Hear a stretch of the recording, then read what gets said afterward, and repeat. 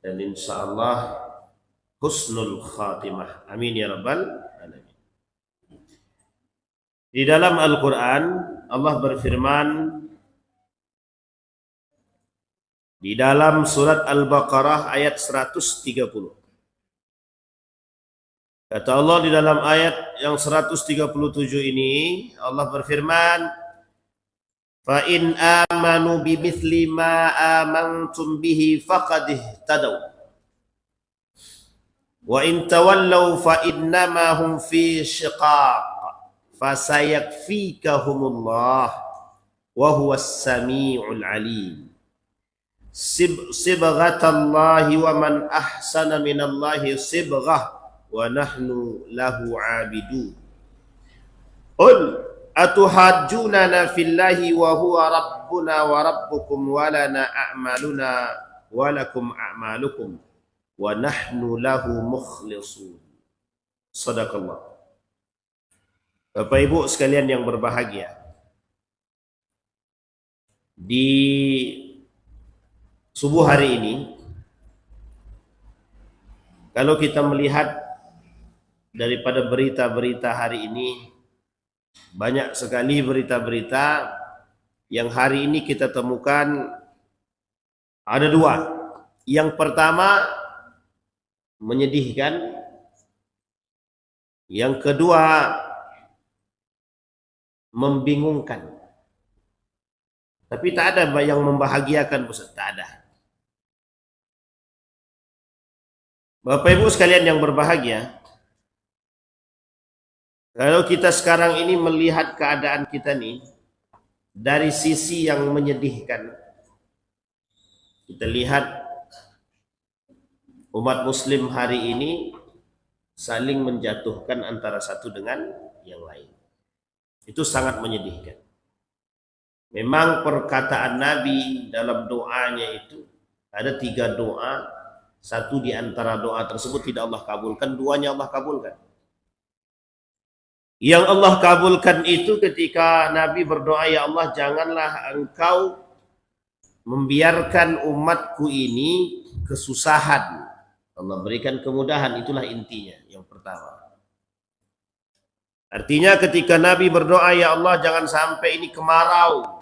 Allah tak kemarau, kan Allah kasih, Allah turunkan hujan.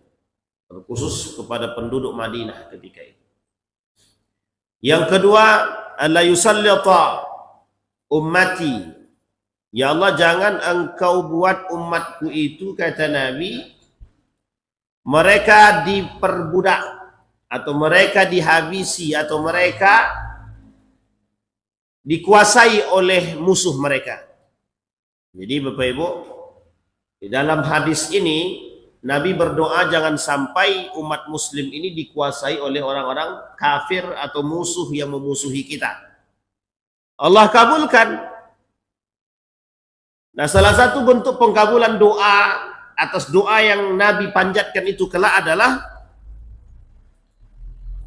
kemenangan atas umat muslim yang pasti yang akan kita alami kelak.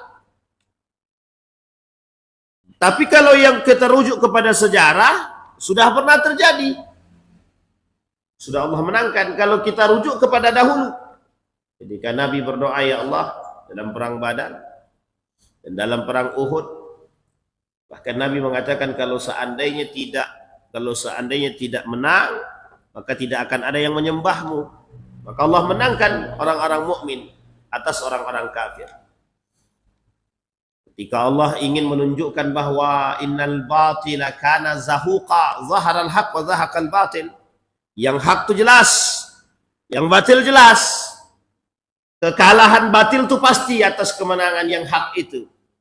Maka wa zahaqal batil, innal batila kana zahuqa.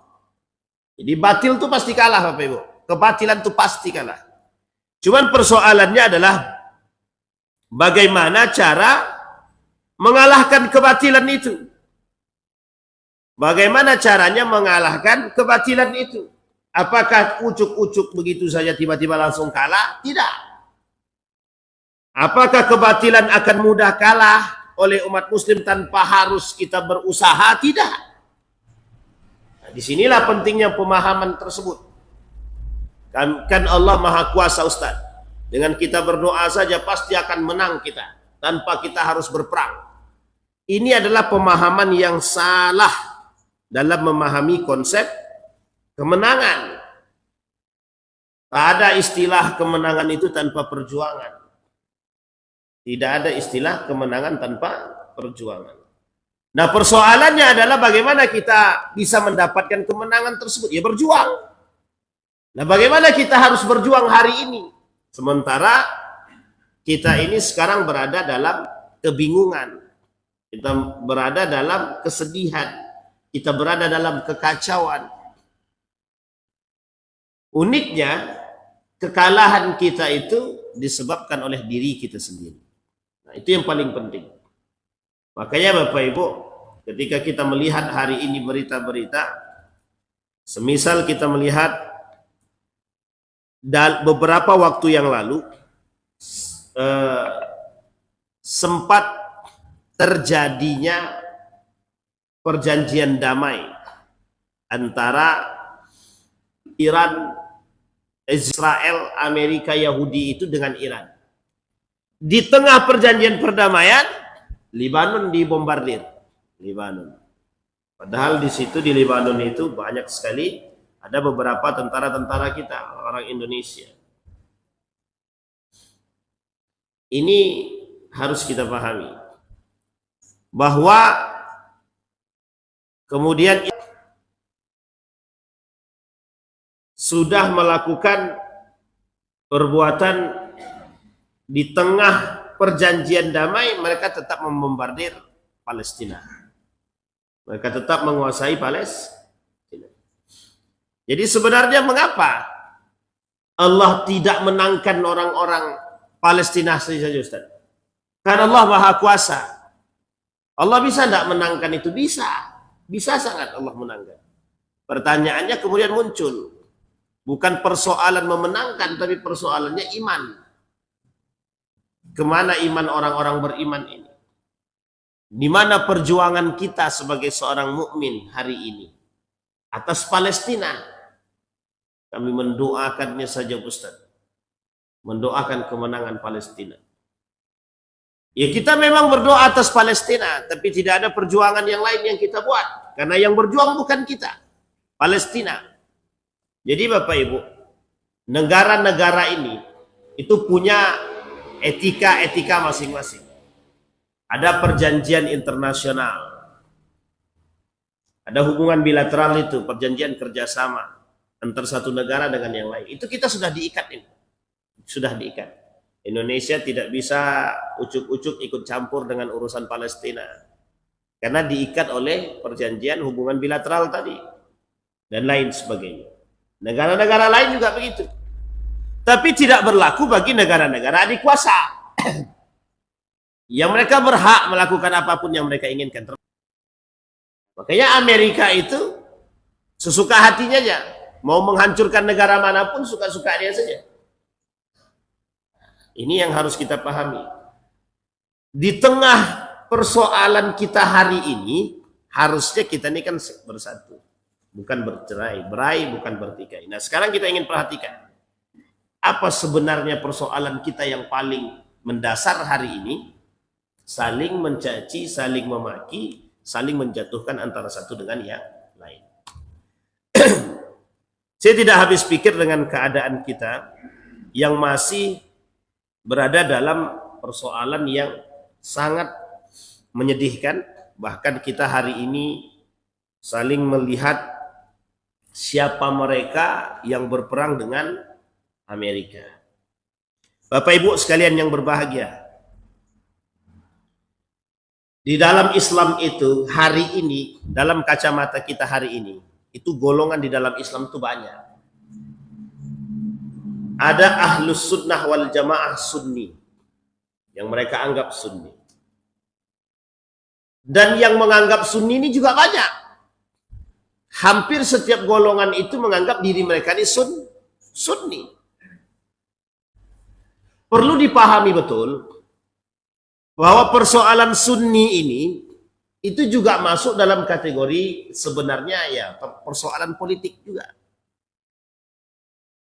Ya memang disebutkan di dalam hadis baginda Nabi Muhammad SAW, ahlus sunnah wal jamaah. Ahlus sunnah wal jamaah. Kelak yang akan selamat dari 73 golongan itu, satu diantaranya disebut dengan ahlus sunnah wal jamaah. Pertanyaannya, ahlus sunnah wal jamaah ini, kapan munculnya kalimat sunni itu? Sunni itu kapan munculnya? Ini kalau kita merujuk terhadap pertikaian umat muslim hari ini, persoalan antara sunni dan syiah misalkan. Kita harus paham dulu kalimat sunni ini munculnya kapan. Bisa dipahami Bapak Ibu ya? Jadi jangan langsung sunni itu adalah ahlus sunnah wal jamaah. Kalimat sunni ini baru muncul itu belakangan. Setelah baginda Nabi Muhammad SAW. Pada masa Nabi tak ada, pada masa sahabat tak ada. Belakangan muncul pada masa tabi'in dan tabi'in. Jadi bukan muncul pada masa dulu sunni itu. Karena ketika itu belum ada syiah. Dia kalau ada syiah itu maka disebutkan sunni syiah. Terjadi pertikaian antara sunni dan syiah, baru kita kenal bahwa itu ada sunni, kok ada syiah gitu. Syiah deklarasi pada masa dinasti Abbasiyah. Syiah muncul deklarasi. Mereka mendeklarasikan diri mereka sebagai pengikut Ali bin Abi Thalib. Nahnu syi'i. Kami adalah syiah. Memang persoalan syiah ini persoalannya agak sedikit serius memang. Tapi Bapak Ibu tidak bisa sebelum memahami sejarah tentang syiah itu, Bapak Ibu tidak bisa ujuk-ujuk langsung mengatakan bahwa syiah ini kafir, bahwa syiah ini begini-begini. Harus paham dulu sejarah. Nah sekarang dari persoalan yang terjadi hari ini, kita harus membedakan mana Iran, mana Syiah. Ya Bapak Ibu ya. Dan Syiah seperti apa? Dan di mana Sunni? Dan apa peran Sunni terhadap hari ini? Terhadap persoalan yang dialami oleh Palestina. Nah, disinilah kita bersikap dewasa. Disinilah yang disebut dengan kebijaksanaan. Jadi Bapak Ibu sekalian yang berbahagia, saya lihat tadi malam juga saya dapat video salah seorang ustadz di Riau ini dengan gagah, dengan lantang mengatakan, apa pernah Iran itu bermesraan dengan Palestina? Apa pernah Syiah itu bertikai dengan Yahudi? Apa pernah Iran itu membantu Palestina? Wah, ini dari 1940-an. Dari 1948 itu Israel Raya. Israel muncul. Apa pernah Iran membantu? Ini poin penting. Bapak Ibu sekalian yang berbahagia. Perlu saya luruskan dulu. Kita luruskan sedikit. Ini sejarah soalnya, Pak. Ini persoalan sejarah. Dan nanti Bapak Ibu kita ambil secara sikap. Sejarah dulu baru sikap. Sehingga kita perlu membuka mata. Bukan hanya sekedar untuk mencaci dan memaki. Untuk menjelekkan dan lebih. Ini kalau kita mau lihat sejarah. Dan ulama yang berbicara ini kebetulan dari Riau. Nah ini pula. Dan kebetulan ulama ini juga termasuk salah seorang yang ahli di bidang hadis di Riau ini. Nah berbicara tentang persoalan tersebut. Sebelum kita masuk ke situ Bapak Ibu, nanti kita lihat bagaimana Majelis Ulama Indonesia itu membagi Syiah itu ke berapa golongan. Jadi biar kita ini paham siapa Syiah itu dan mana yang harus kita waspadai dan seperti apa. Ya Bapak Ibu ya. Baik, kita kembalikan. Maka Sunni ini, ada kalimat Sunni ini, itu baru belakangan. Tidak ada pada masa Nabi dan sahabat, tidak ada. Salah satu bentuk lemahnya kita hari ini itu karena pertikaian dan persoalan kita bercerai-berai tadi. Makanya kita tidak kuat-kuat, Pak. Salahuddin cuma 50 tahun. Kita ini sudah 100 tahun, Pak. 1 abad lebih. Ditekan seluruh umat muslim di seluruh dunia. Jadi cara mereka untuk melemahkan kita itu sistemnya global, internasional. Mereka akan menggunakan berbagai macam cara untuk melemahkan kita. Agar kita ini bertikai. Agar kita ini berkelahi. Tidak bersatu. Nah, sekarang perhatikan Bapak Ibu. Kita melihat hari ini, yang berani berperang melawan Amerika hari ini adalah Iran. Sekarang ini Iran berdiri sendiri. Tidak ada yang membantu. Negara-negara Arab semua cari aman dan cari panggung. Tidak membantu Iran. Bapak Ibu tahu targetnya Israel itu, targetnya Amerika itu. Jadi pahami ya? Jadi Amerika ini akan melakukan apapun yang diinginkan oleh Yahudi. Dan keinginan Yahudi adalah Israel untuk sebagai tangan untuk memperluas wilayah kekuasaan mereka sampai terbentuknya Yahudi, negara Yahudi. Saya ulangi lagi ya, Bapak Ibu ya. Yahudi punya keinginan. Keinginan Yahudi ini adalah membangun negara Yahudi. Nah, negara Yahudi ini itu dituliskan dalam lambang bendera mereka. Luasnya dari mana ke mana. Intinya adalah mulai dari Palestina Yerusalem ini sampai nanti ke Mesir. Yang diapit dengan 2 laut Mediterania. Kemudian ada sungai Efrat di situ, ada sungai Nil. Bisa dipahami Bapak Ibu ya? Nah, di antara luasnya wilayah tersebut, daripada laut tadi yang membentang 2 laut atas bawah tadi, di tengah-tengah ini ada negara-negara. Satu di antaranya adalah Syam. Di Syam itu ada beberapa negara. Satu, ada namanya Yerusalem. Yerusalem di sini ada namanya Palestina. Kemudian ada Damaskus. Kemudian ada Syria, ini negaranya, ada Syria, ada Yordania, ada Libanon, dan beberapa negara yang lain. Ini harus dikuasai oleh Israel. Israel ini adalah tangan yang digunakan oleh Yahudi untuk memperluas wilayah mereka. Sebelum terbentuknya Israel Raya ini, oleh Yahudi dibentuk dulu satu kelompok untuk melakukan perlawanan terhadap umat Islam yang ketika itu, kerajaan Islam yang ketika itu memegang kendali atas Palestina, atas Syam. Bisa dipahami ya? Saya ulangi. Yang ketika itu Turki Utsmani berkuasa atau menguasai dan mengendalikan Syam. Syam itu termasuklah negara-negara yang kita sebutkan tadi. Sampailah ke daerah Hijaz, Saudi Arabia, yang sekarang Saudi Arabia, tapi ketika itu belum ada Saudi. Yang ada namanya daerah Hijaz. Hijaz itu mencakup daripada Makkah, Madinah. Yang ketika itu sebagai seorang gubernurnya dari keturunan baginda Nabi Muhammad SAW, namanya Syarif Hussein. Melewati perbatasan. Di perbatasan itu mana? Antara Turki, dari Turki ke Hijaz, Mekah, Madinah, melalui jalur kereta api yang dibangun oleh Jerman dalam kerjasamanya. Melewati apa? India. Bisa dipahami ya? Melewati India.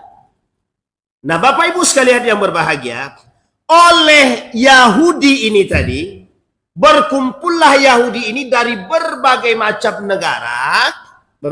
negara, kemudian dibentuk satu organisasi yang dikenal dengan, yang disebut dengan, kalau bahasa lainnya kita sebut dengan Freemason, jaringan-jaringan Yahudi. Mereka ini mendanai orang-orang, ya, mendanai program-program ini, perkumpulan-perkumpulan ini, sehingga dibentuklah yang disebut dengan Israel Raya namanya, atau negara Israel. Dideklarasikan 1948. Pertanyaannya, itu sudah ada atau belum Muhammadiyah? Sudah ada belum Nahdlatul Ulama? Sudah di Indonesia. Sudah ada atau belum Indonesia? Sudah. Kita merdeka kapan? 1945. Sebelum Indonesia merdeka, 1945, kita ini belum punya satu kesatuan, belum punya aturan kenegaraan. 1945 itu kita merdeka. 1948 berdirilah Israel Raya. Israel Raya ini berdiri atas kerjasama antara Eropa yang memenangkan perang dunia ketika itu oleh Inggris, yang sudah menjanjikan kepada sebagian kelompok yang membantu perperangan tersebut. Salah satunya adalah kelompok Yahudi. Dalam perjanjian itu diberikanlah sebidang tanah untuk orang-orang Israel. Orang-orang Yahudi ini diberikan jatah di Palestina, tempat untuk tinggal. Maka berbondong-bondonglah mereka dalam tahapan pertama setelah kemenangan Perang Dunia Pertama, dimenangkan oleh Inggris dan sekutunya melawan Turki Utsmani. Pindahlah mereka dari berbagai macam negara. Oleh Inggris disediakan kapal besar untuk perpindahan orang-orang Yahudi dari berbagai macam negara tadi ke Israel sekarang, atau ke Palestina sekarang, perbatasan yang sekarang ini. Bisa dipahami Bapak Ibu ya? Maka berbondong-bondonglah. Maka kalau kita berbicara, itu 1948 baru ada Israel itu. Sebelumnya tidak ada. Bisa dipahami ya? Nah, ini sejarahnya begitu. Nah, kemudian setelah itu barulah kemudian sedikit demi sedikit Israel orang-orang Yahudi yang ada di Israel ini, mereka sedikit demi sedikit memperluas wilayah. Itu kalau di dalam tulisan itu tidak ada sebenarnya perluasan wilayah mereka, tidak ada. Cuma karena mereka yang memegang dunia ini, itulah yang kemudian ditambah dengan pasca Perang Dunia Kedua yang dimenangi oleh Amerika yang tidak luput daripada, mohon maaf, bantuan orang-orang Yahudi. Jadi pahami Bapak Ibu ya. Kalau kita rujuk daripada sejarah 1925, sekarang sudah 2026. Ya kan, 2026. Berarti sudah berapa lama ini? 1925. Sekarang 2006. Sudah berapa tahun? 100 tahun lebih 1 tahun. Artinya penjajahan bermulai itu 1925. Lebih tepatnya semenjak runtuhnya Turki Utsmani 1924, semenjak saat itu Islam mulai dijajah. Islamnya, bukan negara Islam, Islamnya yang dijajah. Sampailah hari ini 2026, artinya sudah lewat 1 tahun dari 1 abad. Tekanan yang dilakukan oleh mereka terhadap umat muslim, termasuklah salah satunya adalah Palestina satu. Nah, inilah Yahudi. Maka Yahudi ini berdiri di belakang. Di belakang siapa? Di belakang program yang mereka bangun melalui semua kelompok yang mereka bangun, dengan mendirikan Israel, dengan tujuan akhirnya nanti adalah negara Yahudi. Jadi kalau sudah dikuasai semua, itu berubah dari Israel, nanti mereka rubah namanya menjadi negara Yahudi. Itu dia cita-citanya Pak. Karena cita-cita ini belum selesai, maka dari itu diperpanjang, diteruskan sampai keinginan mereka. Ini mereka sampai apapun akan mereka lakukan. Nah, salah satu cara mereka adalah, yang akan mereka lakukan adalah dengan membangun dulu kerjasama dengan negara-negara Islam. Mereka sediakan, dan ini tidak bisa dilepas dari perjanjian yang dimulai pada masa Perang Dunia Pertama dan Perang Dunia Kedua. Di mana keberpihakan umat muslim? Pada Perang Dunia Pertama, itu keberpihakan kita jelas pada Turki Utsmani. Meskipun ketika itu ada di belakangnya Jerman. Tapi dalam Perang Dunia Pertama ini, Ki Jerman sendiri juga mencari aman, membantu Turki Utsmani. Kita berpihak kepada Turki Utsmani. Memang ketika itu, salah satu untuk melemahkan Turki Utsmani adalah dimunculkan dulu para pengkhianat-pengkhianat yang mengkhianati Turki Utsmani. Bisa dipahami Bapak Ibu ya? Dibuat dulu. Nah sama ketika perjanjian Perang Dunia Kedua yang dimenangkan oleh Amerika itu sudah terbangun perjanjian. Termasuk muncullah para pengkhianat-pengkhianat dari sisi umat muslim. Jadi sebenarnya Bapak Ibu itu adalah strategi untuk melemahkan umat Islam. Sama. Nah, jadi saya akan dalam satu buku judulnya Seven Pillars of Islam. Ada 7 pilar Islam. Dalam buku 7 pilar Islam ini, Inggris membangun 3 kelompok untuk melemahkan Islam. Inggris membangun 3 kelompok untuk melemahkan Islam sebelum terjadinya Perang Dunia Pertama. Oke? Satu yang disebut dengan Ahmadiyah. Ahmadiyah ini lahirnya di lahir di India. Yang kedua ada namanya Bahaiyah. Nah Bahaiyah ini lahirnya di Mesir. Tapi tidak terlalu populer. Kalau Ahmadiyah populer. Sampai ke Indonesia. Ada kelompok-kelompok yang disebut dengan Ahmadiyah. Kelompok sesat juga ketika itu. Bahkan disesatkan itu oleh Majelis Ulama Indonesia. Ahmadiyah. Kalau Bapak Ibu pernah dengar ya, ada namanya Ahmad Musadek ya. Musadek. Banyak itu yang mengaku Nabi. Dari jaringan Ahmadiyah itu banyak. Yang kedua Bahai. Bahai lahir di Mesir. Ada yang ketiga. Tahu Bapak Ibu yang ketiga ini apa? Inilah yang disebut dengan itu bahasa buku bukan bahasa saya. Bahasa kitab Seven Pillars, bahasa buku Seven Pillars itu. Yang dikemukakan oleh siapa? Syekh Said Ramadan Al-Buti. Ada seorang ulama Syria bernama Syekh Said Ramadan Al-Buti menukilkan isi ceramahnya, menukilkan isi buku tersebut. Yang ketiga kata Syekh Said Ramadan Al-Buti dari hasil bacaan terhadap buku Seven Pillars tersebut, kata beliau Wahhabiyah yang lahir di Saudi Arabia. Bisa dipahami sampai di sini? Ini sejarah. Saya hanya menukilkan kalimat tersebut. Dan ternyata Bapak Ibu setelah saya baca buku tersebut, alhamdulillah tidak salah apa yang disampaikan oleh Dr. Said Ramadan Al-Buti. Tidak salah apa yang disampaikan oleh ulama tersebut. Cara Inggris ketika itu untuk melemahkan kita. Sampailah hari ini, cara itu dianggap ampuh untuk melemahkan umat muslim. Maka apa salah satunya adalah? Salah satunya adalah jangan sampai umat muslim ini bersatu. Nah targetnya Bapak Ibu adalah, Makkah dan Madinah. Makkatul Mukarramah dan Madinatul Munawwarah. Itu target utama. Makanya Bapak Ibu, untuk menghancurkan umat muslim itu butuh perjuangan. 100 tahun lamanya mereka terus melakukan upaya untuk membuat kita umat muslim ini bercerai apapun, termasuklah hari ini. Maka selama penjajahan yang mereka lakukan 100 tahun ini, dari 1925 dimulai agresi mereka ketika turunnya atau runtuhnya Turki Utsmani yang mereka sudah mulai dari 1890-an.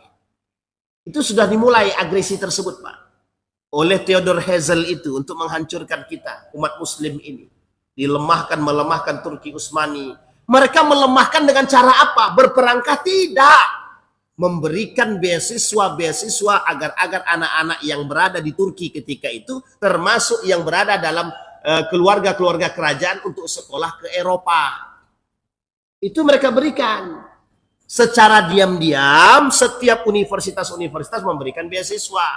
Disekolahkanlah anak-anak raja ini, anak-anak kerajaan ini ke negara-negara Eropa yang pulang dari situ berubah pikiran, yang tadinya kuat dengan agama berubah menjadi sekuler. Nah, puncaknya kapan? 1910 terjadilah demonstrasi besar-besaran. Sekitar segitulah 1910-an ke atas. Terjadi demonstrasi yang dilakukan oleh anak-anak muda yang ingin mengangkat tema, yang ingin mengangkat satu tagline dengan sekulerisme. Bahasa lainnya sekularisasi. Kita sudah capek dengan kerajaan. Kita sudah capek dengan sistem kerajaan dinasti. Harus kita rubah. Setiap orang harus dapat haknya. Nah, mereka lakukanlah ini di hadapan Sultan Abdul Hamid Turki Utsmani. Bayangkan berhasil apa tidak mereka menghasutnya dulu. Tapi ketika itu mereka tidak berhasil meruntuhkan, mengkudeta Sultan Abdul Hamid II. Hanya saja program yang mereka bangun sudah sampai sedemikian itu. Bahkan dalam demonstrasi itu Bapak Ibu, dalam catatan sejarah sudah ada susupan orang-orang Yahudi yang ingin membunuh Sultan Abdul Hamid melalui tembakan senjata.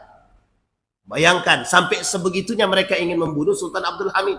Yang ketika itu Sultan Abdul Hamid lah orang yang menolak Theodor Herzl untuk memberikan tanah kepada orang Yahudi agar mereka bisa menetap di Palestina. Bisa dipahami ya? Disinilah Bapak Ibu muncullah yang disebut dengan kelompok atau organisasi yang disebut dengan Zionisme setelah Theodor Herzl ditolak oleh Sultan Abdul Hamid. Nah sekarang Bapak Ibu, wajar kalau rakyat Palestina itu mengharapkan pertolongan umat muslim. Oleh Turki Utsmani, Palestina itu bukan milik orang Palestina. Masjidil Aqsa itu miliknya umat muslim. Jadi setiap umat muslim berkewajiban. Siapapun mereka. Kalau persoalannya adalah Palestina, persoalannya adalah Baitul Maqdis, kekuasaan, penguasaan atas Baitul Maqdis, setiap umat muslim wajib menjaga kiblat kita yang pertama itu. Masjidil Aqsa. Sampai di sini paham? Bisa dipahami Bapak Ibu? Baik. Itu satu sisi dari sisi Yahudi. Sekarang perhatikan dari sisi Iran terlebih dahulu. Kita jelasin Pak pelan-pelan ya, biar nampak bedanya. Iran ini bukan Syiah pada masanya. Iran ini namanya dulu Persia. Pernah ditaklukkan, satu-satunya kelompok yang bisa menaklukkan Persia ini dulu setelah mereka menang atas Babilonia adalah umat muslim. Yang dilakukan oleh siapa? Khalid ibn Walid dalam perang yang disebut dengan Zatus Salasil. Ada perang antar umat muslim dengan Persia. Nanti ada perang antar umat muslim dengan Romawi. Bisa dipahami ya? Yang dikenal dengan dua kekuatan besar, Bizantium Romawi dan Bizantium Imperium Persia. Jadi jangan salah, ini dalam dua kekuatan besar ketika itu Pak. Umat muslim itu masih kecil, tapi punya kekuatan mental yang besar. Mengapa? Karena kita bersatu. Diperkuatkan oleh apa? Iman ketika itu.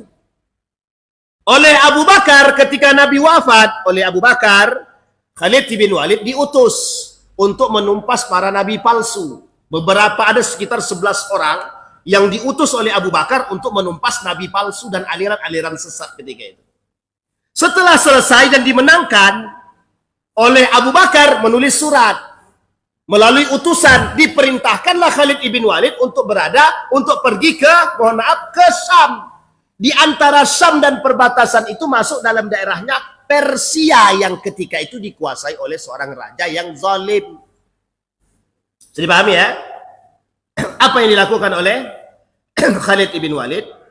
Mereka melakukan ekspansi. Melakukan perluasan wilayah dengan mengirim surat oleh Khalid bin Walid. Dikirimlah surat kepada Raja Persia ketika itu. Menyerahlah. Tunduklah, serahkan diri. Dijawab sama Raja Persia, dianggap main-main. Kata Raja Persia, kok kalian melawan kami, kerajaan yang paling besar, yang paling berkuasa. Dua kerajaan yang berkuasa ketika itu, Romawi satu, satunya lagi Persia. Persia itu Iran sekarang. Sebelumnya belum jadi Iran, masih Persia. Majusi yang mereka sembah adalah api. Bisa dipahami Bapak Ibu ya, sampai di sini. Ini belum ada Sunni Syiahnya, belum ada. Belum ada Sunni Syiah. Di masa Abu Bakar diperintahkan Khalid bin Walid untuk menguasai Persia. Ada berapa perang untuk menguasai Persia? Sekitar 5 perperangan lebih. Termasuklah salah satunya nanti ada namanya Perang Qadisiyah. Jadi tidak sekali Pak perang Persia itu. Karena yang ditaklukkan itu Persia ini Bapak Ibu itu negara besar. Luas. Persia itu luas sangat. Maksudnya kekuasaannya. Sehingga untuk mengalahkan Persia ini harus menaklukkan kerajaan-kerajaan yang secara terpisah. Dihancurkan 1, dihancurkan 2, dihancurkan 3. Pada akhirnya mereka melemah dan dikuasailah secara utuh Persia tersebut oleh umat Muslim. Bisa dipahami ya? Itu pada masa siapa? Abu Bakar Siddiq. Puncaknya di mana? Puncaknya adalah dari Persia sampai penaklukan Palestina Yerusalem. Syam kembali oleh siapa? Umar bin Al-Khattab pada masanya. Nah, ini perlu dipahami. Dalam perperangan itu terjadilah 3 kali perubahan pergantian pemimpin. Nah, ini yang harus dipahami. Oleh Umar bin Khattab diperintahkan. Sampailah pada akhirnya Umar bin Khattab berhasil menaklukkan yang disebut dengan Syam. Jadi ketika itu Bapak Ibu, Syam sudah dikuasai oleh umat Muslim, Irak sudah dikuasai oleh umat Muslim yang berada dalam kawasan Persia. Jadi ketika itu Irak ini, Kufah ini, yang ketika itu disebut dengan Babilonia ini, sudah dikuasai oleh Persia. Dan Persia berhasil atas itu, makanya disebut dengan 2 kerajaan besar. Romawi 1, yang kedua Persia. Persia ketika itu mana daerah kekuasaannya? Irak dan sekitarnya, sampailah Syam, Damaskus, kemudian Palestina, Yerusalem. Sementara yang kedua Romawi mana? Andalusia, Spanyol, masuk dalam kategori Eropa ketika itu. Jadi paham ya? Konstantinopel lah yang paling berkuasa ketika itu, namanya Turki. Kalau sekarang penguasanya. Bisa dipahami ya? Nah, jadi begitu kita pisahkan dulu. 2 kekuatan besar ini dikuasai oleh siapa? Umat Muslim semuanya. Dimulailah masa ketika Umar bin Al-Khattab mengakhiri perjuangan di daerah tersebut. Persia sudah dikuasai secara utuh. Baik Irak, baik Iran, baik Syam, baik kemudian Yordania dan lain sebagainya dan sekitar. Sudah dikuasai. Tinggal 1 yang belum dikuasai. Apa itu? Konstantinopel. Nah, Konstantinopel itu kemudian dalam catatan sejarah, begitu juga hadis Nabi sudah disampaikan kelak itu akan ditaklukkan oleh umat Muslim. Maka benar Pak, Muhammad Al-Fatih berhasil menaklukkan Konstantinopel. Mana wilayahnya ketika itu? Eropa. Dimulai dari mana? Turki. Makanya di Turki itu Pak, di Bosporus itu setengahnya Asia, setengahnya Eropa. Nah, Konstantinopel itu masuknya Eropa. Istanbul itu. Konstantinopel itu Istanbul sekarang. Itu masuknya Eropa. Bisa dipahami Bapak Ibu ya? Maka ketika itulah Bapak Ibu turun-temurun. Mulai dari Umar Abu Bakar Siddiq sampai nanti pada akhir kepemimpinan yang disebut dengan Turki Utsmani. Akan lahir kerajaan-kerajaan besar. Granada, Andalusia dan lain sebagainya. Singkat cerita, Bapak Ibu sekalian yang berbahagia, kita singkatin nih. Di masa dinasti Andalusia, lahirlah kelompok yang mendeklarasi diri mereka dengan nama Syiah. Di masa dinasti Abbasiyah. Ketika itu di mana tempat mereka? Apakah di Iran atau di tempat yang lain? Di tempat yang lain. Jadi dinasti Abbasiyah ini Bapak Ibu berkuasanya di mana? Dinasti Umayyah berkuasanya di Damaskus, Syam, Palestina dan sekitar Yordania, Libanon. Itu namanya masuk wilayah Syam. Yang wilayah Syam ini ketika itu dikuasai oleh dinasti Umayyah. Dinasti siapa namanya? Umayyah. Ini sejarah nih Bapak Ibu, saya rangkum dari sekian tebal buku jadi 1 jam. Nah, itu dia. Yang kedua, ada namanya dinasti Abbasiyah. Dinasti Abbasiyah ini berkuasa di daerah Persia, Iran. Ya, Iran. Abbasiyah ini bukan Iran. Abbasiyah ini Irak. Abbasiyah di Baghdad. Baghdad itu adalah ibu kotanya Kufah ketika itu. Nah, Kufah itu adalah Irak. Jadi, mengapa kok di sini Ustadz? Mengapa kok di Baghdad? Mengapa kok di Kufah? Karena ketika itu Ali bin Abi Thalib pindah dari Madinah ke Kufah untuk membangun kekuasaannya. Jadi, ketika Ali perang dengan Aisyah, Ali nggak enak lagi tinggal di Madinah. Ketika sudah nggak enak tinggal di Madinah, Ali pindahkanlah kepemimpinan khilafah tadi dari Madinah ke Kufah. Kufah itu di mana? Irak sekarang. Bisa dipahami ya? Ketika itu, ya, dinasti Abbasiyah setelah dikuasai dan sudah masuk dalam kawasan, ketika itu semuanya masih melakukan hal yang sama. Di situ masih yang disebut dengan Ahlus Sunnah wal Jamaah, masih Ahlus Sunnah wal Jamaah. Kapan adanya Syiah tersebut? Secara terang-terangan deklarasinya itu ketika pada masa dinasti Abbasiyah mereka langsung mengatakan bahwa kami adalah Syiah. Lebih tepatnya mereka ini lahir dari beberapa kelompok, termasuklah salah satunya diantaranya mereka menamakan Syiah Fatimiyah. Apa namanya Bapak Ibu? Syiah berarti. Nah, sekarang saya tanya, di mana pusatnya ketika itu? Di Abbasiyah. Di mana Abbasiyah itu ketika itu? Di Irak. Di mana Irak itu? Tempat sana, Pak. Bersebelahan dengan Iran. Berarti bukan Iran yang Syiah pertama. Bukan. Syiah pertama itu ada di Irak. Bukan di Iran. Sampai di sini bisa dipahami ya. Ini kita luruskan sejarah-sejarah ini dulu. Dalam sejarah. Nah, kapan Iran ini berubah jadi? Kapan Iran ini berubah dari Sunni berubah menjadi Syiah? Ada sejarahnya? Ada sejarahnya memang. Memang ada sejarah kelamnya juga. Memang. Tidak bisa kita ingkari, Pak. Nah, sebelum sampai ke sana, kita harus paham dulu. Syiah yang lahir ketika itu, di masa deklarasi Abbasiyah itu, Syiah yang seperti apa? Nah, lahirlah beberapa kelompok Syiah. Kita anggaplah bagi dua lah saja. Satu Syiah ekstremis, yang kedua Syiah lembut. Nah, inilah bahasa saya begitu. Syiah keras, Syiah lembut. Nah, Syiah keras ini siapa? Rafidhah. Nanti melahirkan siapa? Melahirkan Syiah Ghulat namanya. Syiah Ghulat itu Syiah yang ekstremis. Sebenarnya Rafidhah ini sudah ekstrim, Pak. Nanti lahir lagi lebih ekstrim lagi. Nah, apa maksudnya? Dari dua model Syiah ini, ada Syiah yang alirannya sangat keras sekali, yang kedua Syiah yang garis lembut. Nah, Syiah yang garis keras ini Bapak Ibu, inilah Syiah ini yang pertama, ada yang dinyatakan oleh Majelis Ulama Indonesia mereka kafir. Tidak muslim. Siapa mereka? Syiah ekstrim. Siapa mereka? Syiah yang mengatakan bahwa kami bukan Islam tapi kami Syiah. Nah, kalau mereka sudah tidak mengakui bahwa diri mereka muslim, tapi mereka mengatakan mereka Syiah, secara otomatis mereka kafir. Kenapa? Mereka mengakui keluar daripada Islam.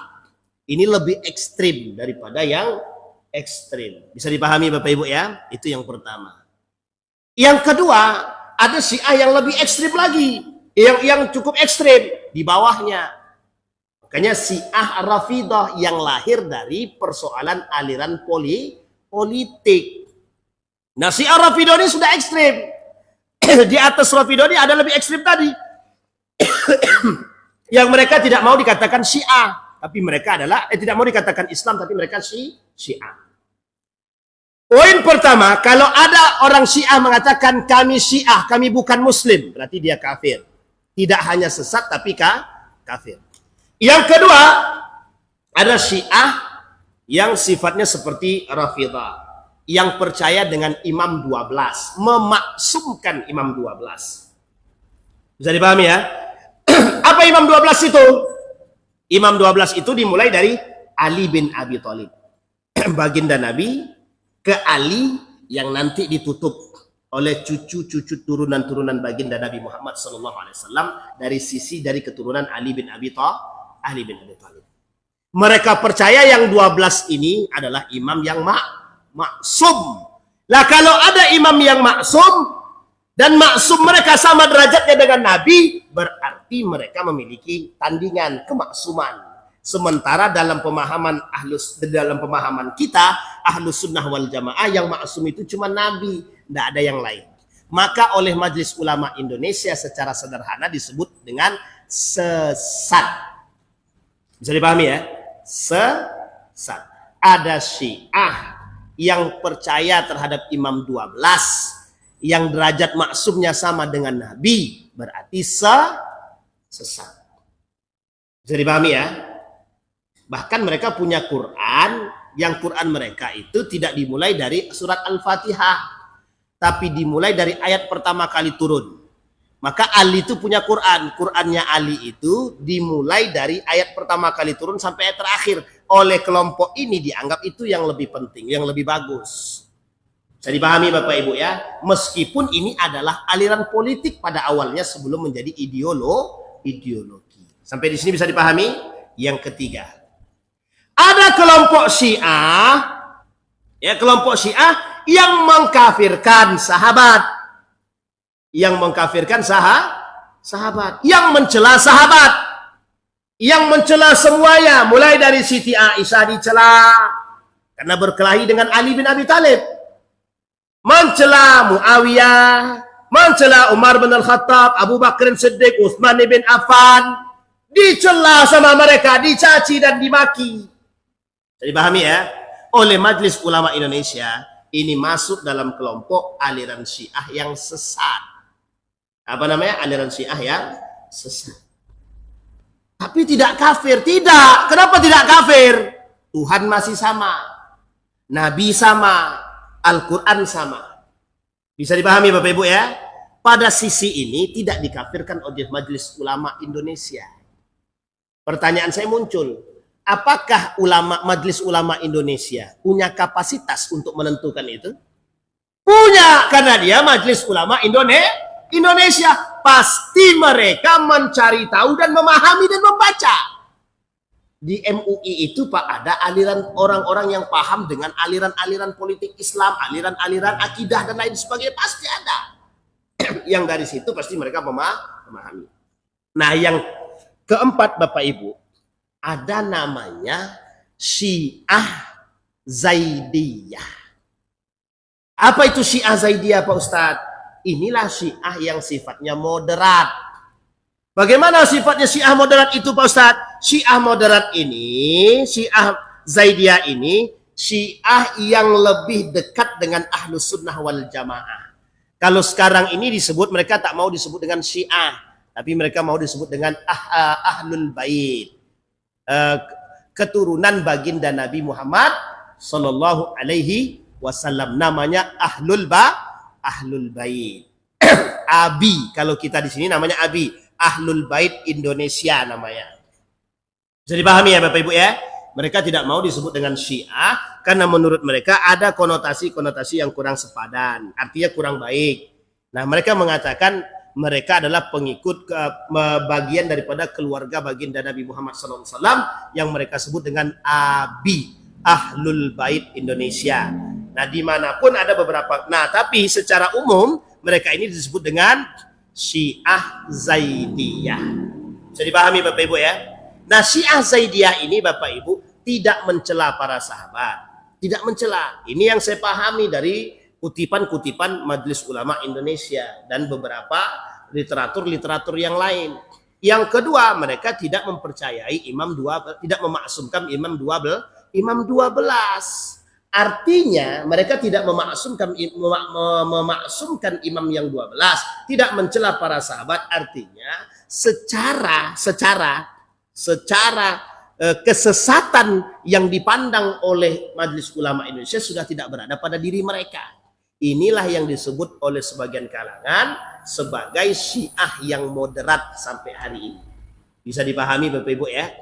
Nah, jadi pahami dulu Syiah ini. Nah, sekarang kita lihat Bapak Ibu.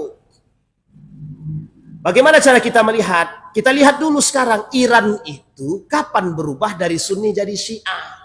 Setelah terjadinya pengkhianatan yang dilakukan oleh sekelompok kerajaan Islam kecil yang berada di kawasan atau yang berada di dalam naungan Turki Utsmani. Berkhianatlah mereka. Kalahlah Turki Utsmani ini. Di satu sisi ketika terjadinya kekalahan itu, terbangunlah satu kerajaan kecil di daerah Iran ini. Namanya dinasti Safawiyah. Dinasti apa namanya? Safawiyah. Lahir dari kelompok Syiah Fatimiyah. Bisa dipahami ya Bapak Ibu ya? Syiah Fatimiyah. Di mana ketika itu? Di Iran. Di mana Bapak Ibu? Di Iran. Seketika dinasti Safawiyah ini berkuasa, arti berkuasa di sini. Jadi gini, di Iran itu ada kerajaan kecil Islam. Di Irak ada kerajaan kecil Islam. Di beberapa daerah ada kerajaan-kerajaan kecil yang oleh mereka ini sebagian mereka ada yang berkhianat kepada Turki Utsmani, tidak lagi masuk dalam karasidenan, mengeluarkan diri daripada kerajaan Turki Utsmani. Tapi tetap Islam mereka, Ustaz. Tetap Islam. Cuma mereka tidak mau bersatu. Ada alasan? Ada. Apa alasannya? Kalau bahasa kita sekarang ini, mereka pengen merdeka secara otonomi daerah. Jadi mereka mau menang, mau berkuasa. Sehingga Bapak Ibu ketika itu berdirilah satu kerajaan kecil namanya dinasti Safawiyah namanya, di Iran. Di Persia.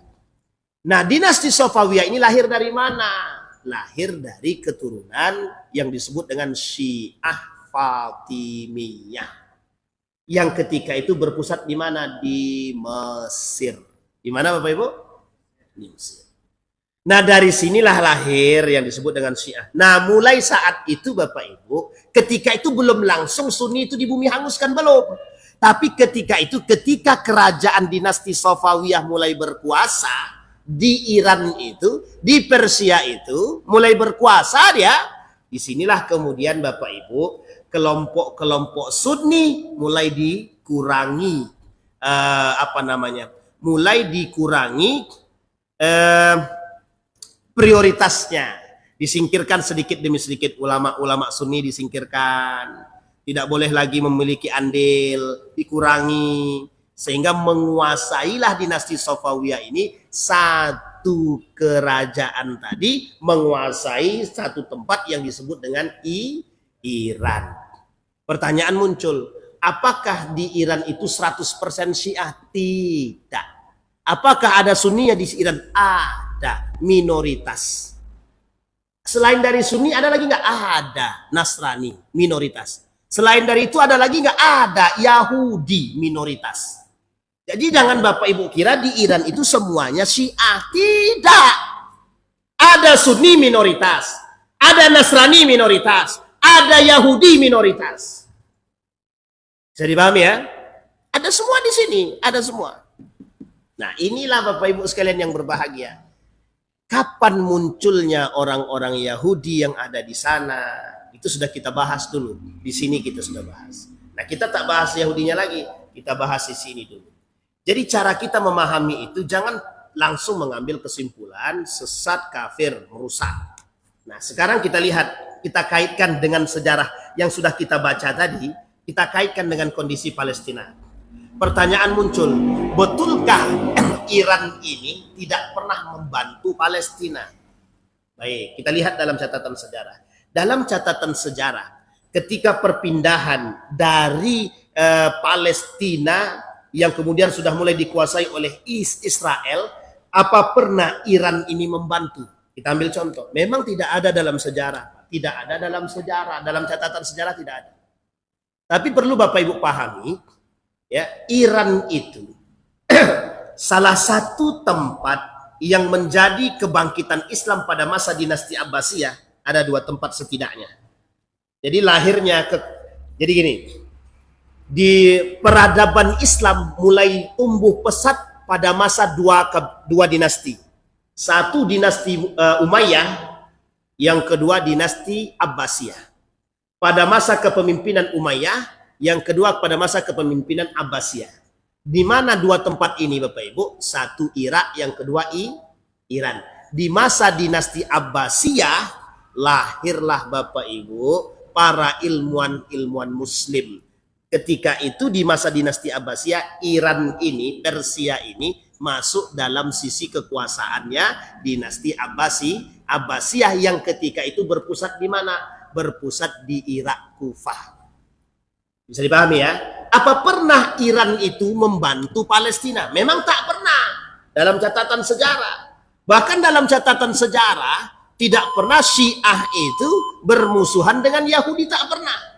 Dalam catatan sejarah ya, dalam catatan sejarah. Justru sebaliknya, apa pernah Syiah itu membunuh para orang-orang Sunni? Pernah dalam catatan sejarah.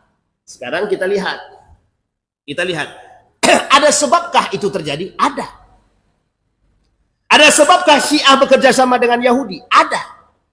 Ada sebabkah ketika itu Persia berani memberikan peluang bagi Yahudi? Ada. Ini sejarah.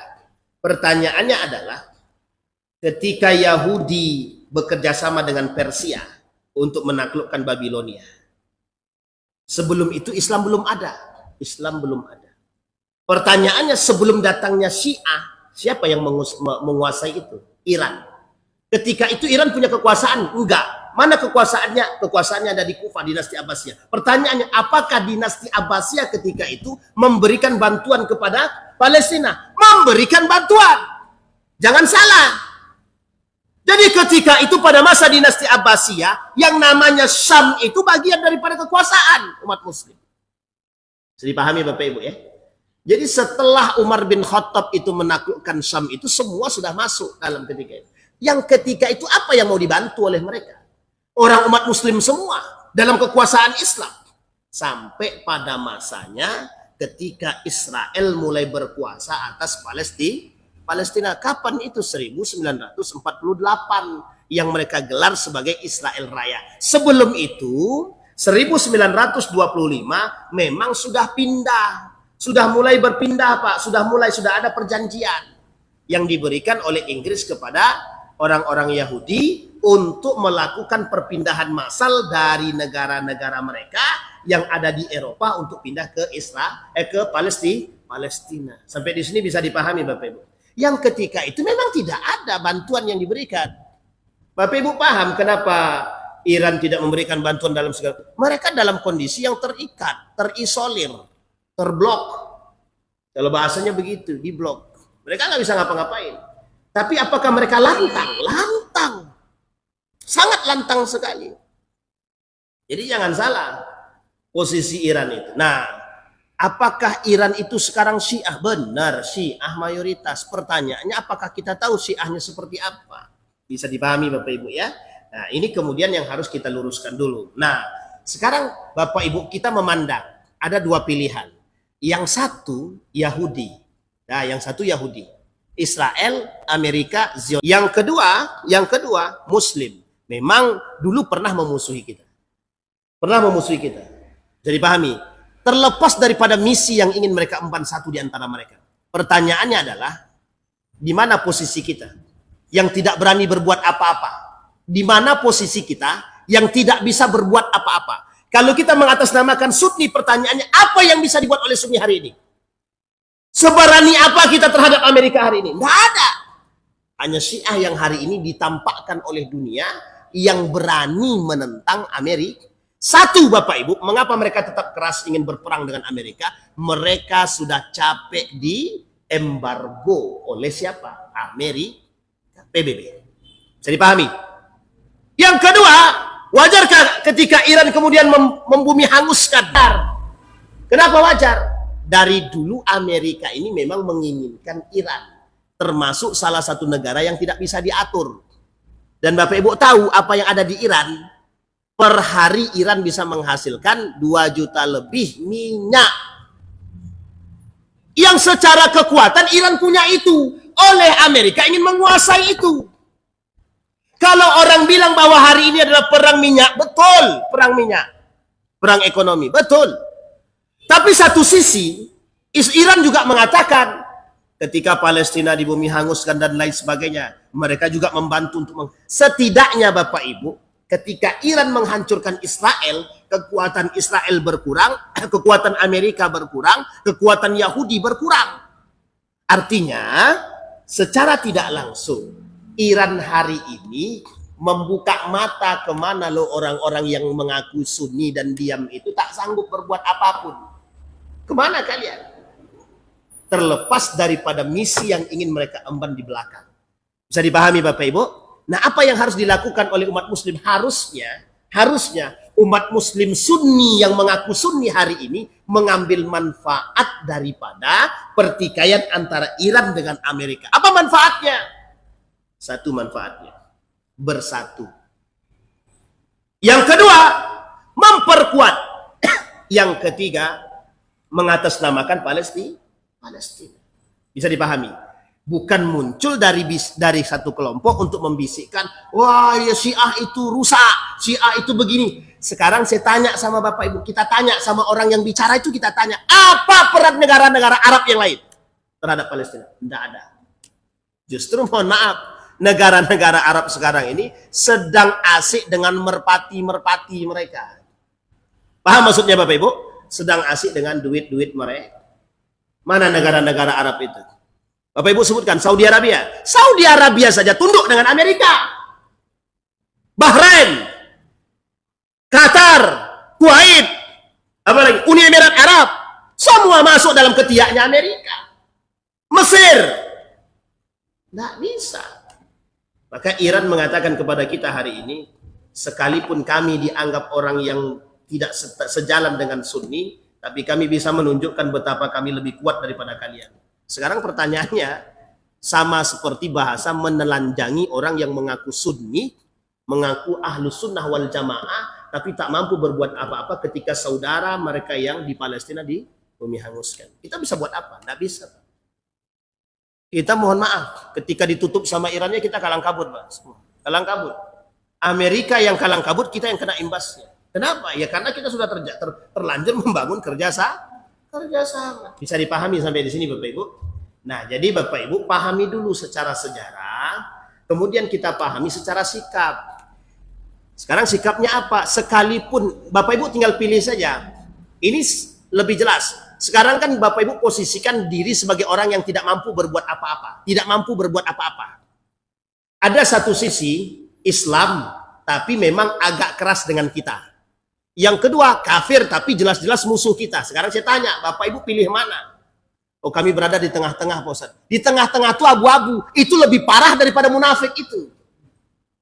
Mohon maaf Bapak Ibu ya, yang berada di tengah-tengah itu. Kenapa tidak punya sikap? Sudah membantu tidak bisa. Tapi mohon maaf, kalau Anda tidak mampu membantu, sebaiknya Anda diam.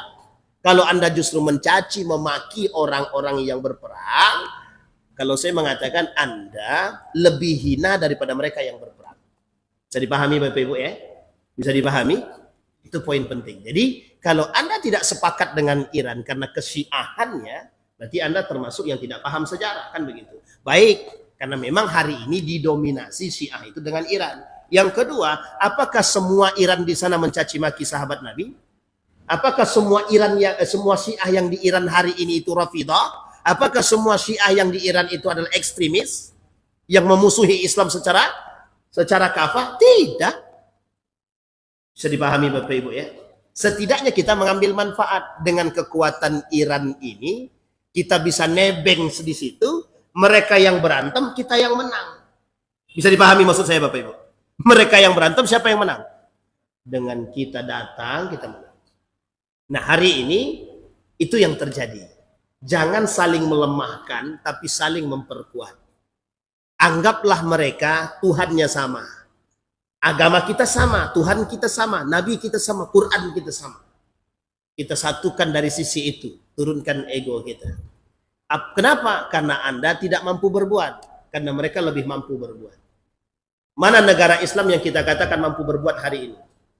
Nggak ada. Nah sekarang mulai ikut-ikutan, mulai ikut untuk membantu Turki. Turki sudah mulai membantu, sudah mulai ikut membantu. Turki itu punya catatan sejarah yang tidak bisa ditinggalkan. Negara kedua yang ingin ditaklukkan oleh Amerika setelah Iran adalah Turki. Kenapa? Basis Romawi itu di situ. Jadi jangan salah Bapak Ibu, kita perlu paham sejarah itu di situ. Makanya mohon maaf, kenapa rakyat itu dibodohkan Pak? Bukan bodoh, dibodohkan. Dijauhkan dari sejarah-sejarah begini. Makanya Bapak Ibu mungkin tidak pernah dengar perang salib dalam pengajian, belum pernah dengar mungkin tentang persoalan perperangan Qadisiyah dan lain sebagainya. Bagaimana? Itu motivasi semua. Tentang semangat jihad itu. Nah itu yang harus dikendorkan dari kita. Sehingga yang kita pentingkan adalah merpati.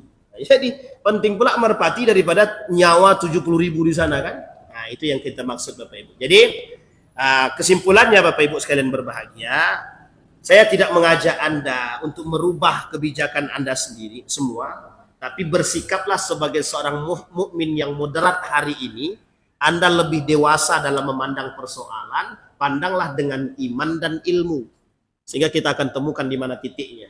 Tapi kalau kita berbicara dengan nafsu dan popularitas, selesai urusan Pak. Kita tidak punya apapun, kita tidak punya kekuatan, kita tidak punya ini. Akhirnya apa? Sampai kiamat pun kita akan lemah Pak. Tenang Ustadz, Allah akan janjikan kemenangan. Tidak mungkin ucuk-ucuk tiba-tiba itu lahir Salahuddin. Langsung lahir, langsung kuat dia. Tidak bisa Pak, ada proses. Anak kecil bisa tumbuh dewasa, ada proses. Makan dulu tahun, 2 tahun, 3 tahun, baru dia besar. Itu pun besar bukan jadi pejuang. Lah kalau kerjaannya makan mau jadi apa dia? Anak kecil yang dikasih makan dari kecil sampai besar, kalau kerjaannya cuma makan, kira-kira besarnya jadi apa? Ya pemakan Pak. Tapi kalau anak kecil dari kecil kita ajarkan, mohon maaf Pak, kita ajarkan apa namanya ini ya? Arit. Kira-kira besarnya jadi apa dia? Ya tukang arit lah. Bisa dipahami Bapak Ibu sekalian yang berbahagia ya. Mudah-mudahan ada manfaat. Ada pertanyaan Bapak Ibu terkait Sunni Syiah hari ini. Nah perbedaan kita dengan Sunni Syiah itu secara sederhana, Syiah memang ada kelompok yang memahami Imam 12, memaksumkan Imam 12, percaya kepada Imam 12, kemudian mereka ada yang sebagian mereka yang mencaci dan memaki para sahabat, tapi yang lebih tampak lagi adalah secara akidah kita juga ada perbedaan sedikit dengan mereka. Kemudian di Syiah di Iran itu azannya itu ada tambahan memang. Yang kita anggap itu satu sisi daripada keunikan Iran, dan kita anggap ya kalau dari sisi kita kesesatan lah ya. Salah satunya adalah azannya ditambah dengan nama Ali bin Abi Thalib. Jadi kalau kita asyhadu an la ilaha illallah, kemudian wa asyhadu anna Muhammadar Rasulullah, nah mereka asyhadu anna Aliya, saya lupa di akhirnya karramallahu wajhah atau apa begitu. Nah, jadi tambahannya itu dalam azan mereka. Jadi mereka punya kelebihannya di situ. Tapi ya dalam pandangan kita tetap membantu mereka bukan berarti jadi Syiah. Ingat ya Bapak Ibu, membantu mereka bukan berarti jadi Syiah. Kita perlu mencari strategi karena kita tidak kuat, kita bergabung dengan yang kuat. Nah, jadi ketika kita bergabung dengan yang kuat, kita tahu kelemahan yang kuat tadi, sehingga kelak kita bisa menguasai yang kuat, dan kita bisa menjadi, setidaknya yang kita pelajari satu saja, semangat juang mereka. Setidaknya yang kita pelajari adalah semangat mereka untuk mengatakan bahwa kami bersama Palestina. Persoalan benar atau salahnya itu belakangan. Yang penting kita munculkan dulu motivasi semangat juang kita tadi. Sementara kita hari ini mencaci dan memaki, mohon maaf, doa pun tak sampai. Nah, itulah bahasa kasar kita. Mengaku demi Palestina. Nah, apalagi kalau kita membelanya Yahudi, itu lebih parah itu. Karena kita membela musuh. Saya kira itu saja, kita berdoa kepada Allah. A'udzubillahi minasyaitonirrajim. Bismillahirrahmanirrahim. Hamdas syakirin, hamdan naimin. Hamdan yuwafi ni'amahu wa yukafi mazidah. Ya Rabbana lakal hamdu kama yanbaghi li jalali wajhikal karim wa 'azimi sultanik. Allahumma shalli ala Muhammad wa ala ali Muhammad. Allahumma faqihna fid din wa 'allimna ta'wil. Allahumma ansur man nasara ad-din wa akhdhul man khadhala al-muslimin. اللهم أرنا الحق حقا وارزقنا اتباعه وأرنا الباطل باطلا وارزقنا اجتنابه اللهم انفعنا بما علمتنا وارزقنا علوما تنفعنا في الدين والدنيا والآخرة ربنا هب لنا من الصالحين ربنا هب لنا من أزواجنا وذريتنا قرة أعين واجعلنا للمتقين إماما اللهم اختمنا بالصالحين اللهم إنا نسألك رضاك والجنة ونعوذ بك من سخطك والنار اللهم إنك عفو تحب العفو فاعف عنا اللهم إنا نسألك خير هذا المكان وخير ما فيه وخير أهله. اللهم اغفر لهم وارحمهم وعافيهم واعف عنهم واكرم نزولهم ووسع مدخلهم واجعل الجنة مثواهم. اللهم اجعل القرآن العظيم ربيع قلوبنا ونور صدورنا وجلاء أحزاننا وذهاب همومنا وغمومنا. ربنا آتنا في الدنيا حسنة وفي الآخرة حسنة وقنا عذاب النار والحمد لله رب العالمين. السلام عليكم ورحمة الله وبركاته.